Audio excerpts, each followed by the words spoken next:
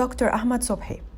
As a consultant infectious disease physician at Qassimi Hospital in Sharjah, UAE, we would like to have your opinion regarding the best example of AMS protocol to be applied nowadays. Start smart, then focus treatment algorithm. This is something talking about the antimicrobial stewardship for surgical prophylaxis and for medications. Could you please elaborate more on Start Smart strategy? It means that you don't start antimicrobial therapy unless there is a clear evidence of infection. And if there is any evidence of infection or suspected bacterial infection, we should use the local guidelines to initiate the prompt, effective antibiotic treatment within 1 hour of the diagnosis or as soon as possible.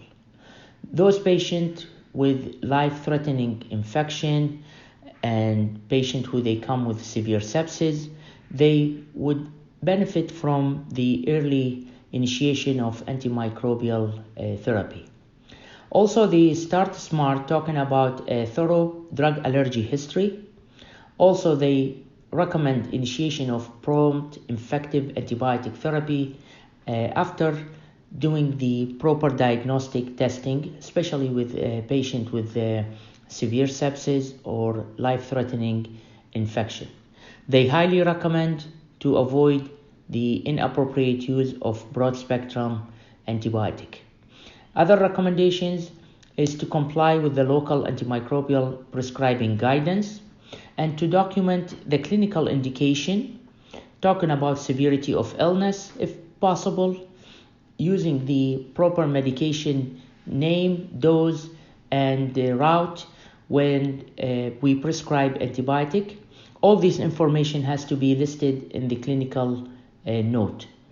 Antibiotic in hospitals are often to be used and continued unnecessarily because clinicians caring for the patient, they don't have the information about why the antibiotic was initiated and for how long has to be used and what was the initial plan about the continuation of the antibiotic therapy.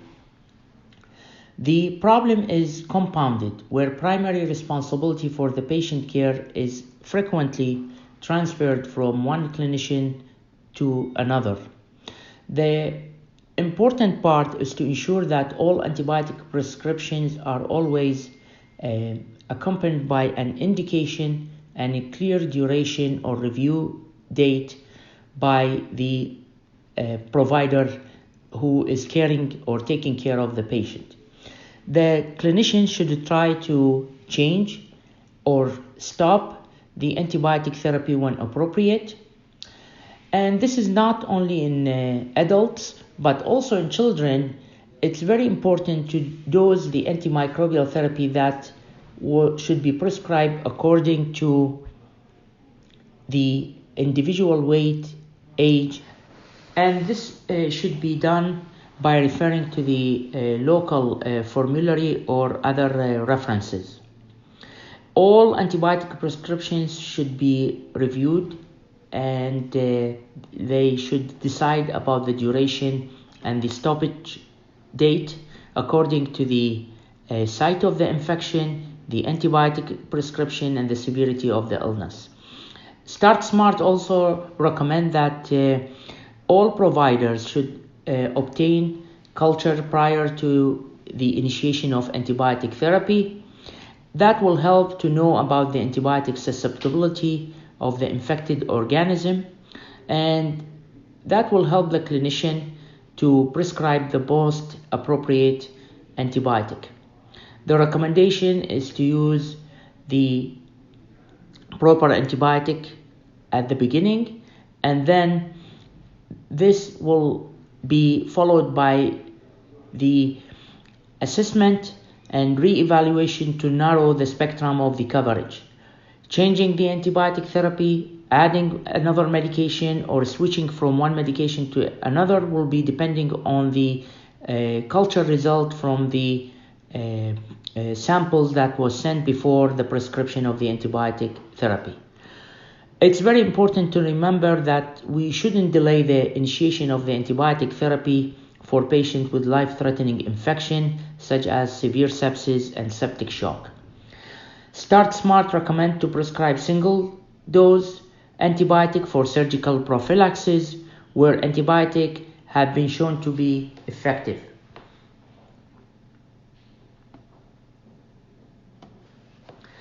Critical to this advice is that the single dose should be given within 60 minutes prior to the surgical incision, and that's because we will try to enable the peak blood level to be present at the start of the surgical procedure. Intraoperative redosing might be needed with the proper medication to ensure adequate serum and tissue concentration of the antimicrobial therapy if the duration of the procedure exceeds 2 half-lives of the antimicrobial or if there is excessive blood loss. They are talking about maybe more than 1500 ml in adult and 25 ml per kilogram in children. Also, the treatment course of antibiotic may also need to be given in addition to the appropriate prophylaxis in case of dirty surgery or infected wounds, and the appropriate use and choice of antibiotics should be discussed with the infectious disease specialist for each case. Thank you, Doctor, for clarifying Start Smart strategy. Could you elaborate more on then focus strategy? The answer about the focus strategy is that reviewing the clinical diagnosis and the continuing need for antibiotic at 48 to 72 hours and the good documentation of a clear plan of action, the antimicrobial prescribing decision means that the antibiotics are generally started before a patient's full clinical picture is known. And by 48 to 72 hours after the initiation of the empiric antibiotic, and when we have additional information, including the microbiology, the radiographic, and clinical information, it is very important for the clinician to re-evaluate why the therapy was initiated in the first place and to gather evidence on whether there should be a change in the antibiotic treatment. The 5 antimicrobial prescribing decision options are including number 1, to stop antibiotic if there is no evidence of infection. Second thing, to switch antibiotic from intravenous to oral. Third, to change the antibiotic ideally to a narrower spectrum or broader spectrum if required. The fourth point is to continue and document next review date or stop date. And last thing is to refer to the outpatient parenteral antibiotic therapy as an option. For pediatric patients in particular, the choice of the oral antibiotic should account for many factors, potentially affecting adherence such as dosing frequency and the taste of the formulation, which is a very important thing to consider when prescribing medications for pediatric patients. The other thing that it's essential that the review and subsequent decision is clearly documented in clinical notes and on the drug chart where possible about the diagnostic reason, the indication, and also it may be possible to review that prior to 48 hours after prescribing the first dose. It is recommended that as a minimum, providers should develop an action plan and monitor adherence to Start Smart then Focus principle regularly in all clinical areas, at least once a year. That includes evidence of documenting indication and duration on the drug chart, also having an evidence of antimicrobial stewardship review of antibiotic at 48 to 72 hours after initiation and documentation of antimicrobial prescribing decision. Also need to know that the time between the onset of sepsis-related hypotension and administration of antibiotic therapy, because this may be part of the surviving sepsis and it's part of the auditing system within the trust. We need to remember that adherence with local guidance on the choice of antibiotic is very important, and also need to know about the antimicrobial resistance and consumption trends.